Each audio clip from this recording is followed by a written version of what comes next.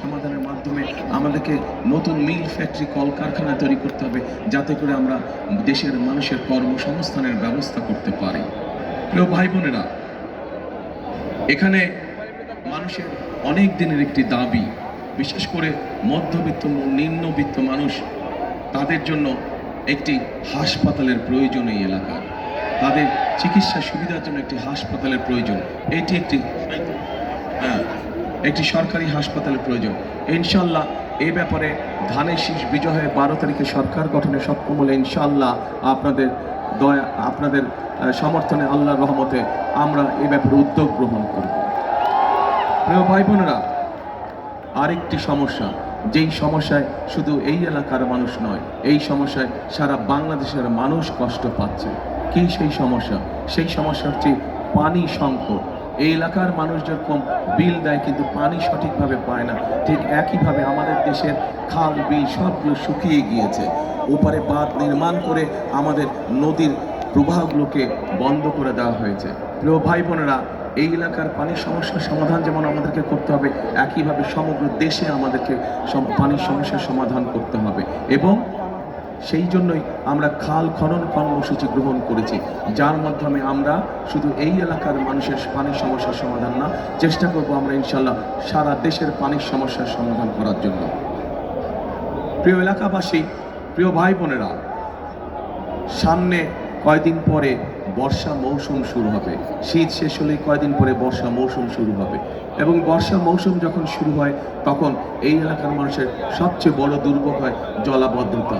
অনেকগুলো রাস্তাঘাট আছে এই এলাকার ভিতরে যেগুলো সব পানির নিচে চলে যায়। এই জলাবদ্ধতা এই এলাকায় যেরকম আছে, ঢাকা শহরের বিভিন্ন এলাকায় আছে। আমাদেরকে মানুষকে এই জলাবদ্ধতা থেকে দূর করতে হবে। ইনশাল্লাহ আগামী 12 তারিখে বিএনপি সরকার গঠন করলে, এখান থেকে ধানের শীষকে আপনারা বিজয় করে নিয়ে আসলে, বিএনপি সরকার গঠন করলে জলাবদ্ধতার সমস্যার সমাধানের সবচাইতে আগে ইনশাল্লাহ আমরা করব, যাতে মানুষের অন্তত চলাফেরাটা সঠিকভাবে করতে পারে। মানুষ ওটা তো সারা বাংলাদেশে আরেকটি তীব্র সমস্যা এই এলাকার মানুষের, সেটি হচ্ছে যানজট। প্রিয় এলাকাবাসী, যানজট শুধু এই এলাকা নয়, এই সমস্যা আমাদের সারা ঢাকা শহরে রয়েছে। কি করে যানজটকে নিয়ন্ত্রণ করা যায়, কিভাবে যানজটের সমস্যা সমাধান করা যায়, এ ব্যাপারে আমাদের একটি পরিকল্পনা আছে। যেহেতু আজকে অনেক দেরি হয়ে গিয়েছে, সেই জন্য আমি আর বিস্তারিত বলবো না।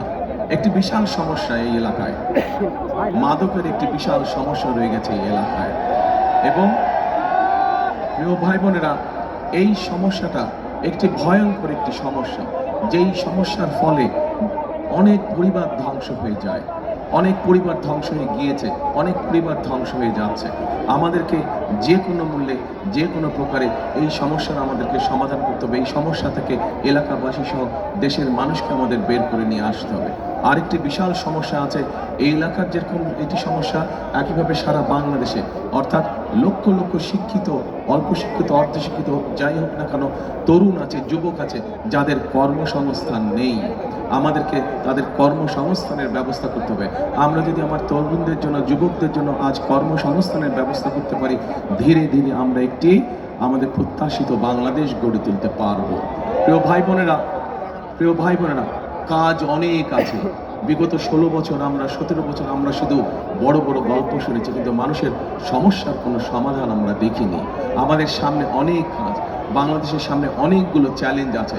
আমরা যদি সকলে ঐক্যবদ্ধ থাকি, আমরা যদি আমাদের গণতন্ত্রকে সুসংহত করতে পারি, তাহলে আমরা ধীরে ধীরে বাংলাদেশের এই সমস্যাগুলোকে কাটিয়ে উঠতে পারবো। কিন্তু সেখানে আপনাদেরকে, জনগণকে, যেভাবে উত্তরার মানুষ জুলাই আন্দোলনকে সফল করেছিলেন, ঠিক এই একইভাবে যদি এই বাংলাদেশের মানুষ, গণতন্ত্রকে মানুষ, উত্তরার মানুষ, যদি আপনারা সকলে ঐক্যবদ্ধ থাকেন, একত্রিত থাকেন, গণতন্ত্রের পক্ষে থাকেন, ইনশাল্লাহ আমরা ধীরে ধীরে বাংলাদেশকে এই সকল সমস্যা থেকে বের করে নিয়ে আসতে সক্ষম।